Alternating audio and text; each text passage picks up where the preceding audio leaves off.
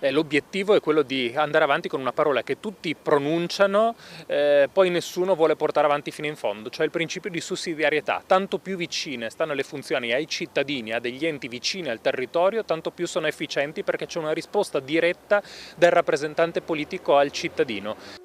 Passi avanti per il ritorno delle province in Friuli Venezia Giulia. La Camera, con 228 voti a favore, 78 contrari e 6 astenuti, ha approvato le modifiche alla legge costituzionale sullo statuto speciale della regione. Il disegno di legge intende delineare un nuovo assetto istituzionale che prevede 3 livelli di governo in luogo degli attuali 2, la regione e gli enti di vasta area e i comuni. Perciò il provvedimento disciplina nello statuto gli enti di area vasta, laddove la riforma costituzionale del 2016 aveva soppresso ogni riferimento alle province. Ormai siamo all'ultimo chilometro, 2 passaggi alla Camera, i 2 passaggi poi alla Camera previsti sono stati fatti, è stato fatto anche un passaggio al Senato, manca soltanto l'ultimo voto al Senato che presumibilmente arriverà nelle prossime settimane o al più tardi nei prossimi 2 o 3 mesi, visto che siamo in piena legge di bilancio per lo Stato e quindi potrebbe esserci qualche rallentamento, ma ormai la strada è segnata, e cioè quella del ritorno delle province. Oltretutto questo lo facciamo a costo zero, perché le funzioni, quando sono state abolite le province, non sono state eliminate. Tutto quello che veniva fatto prima viene fatto anche adesso, semplicemente viene fatto in un modo diverso, in un modo in cui non c'è un controllo diretto da parte della cittadinanza, da parte dell'elettore.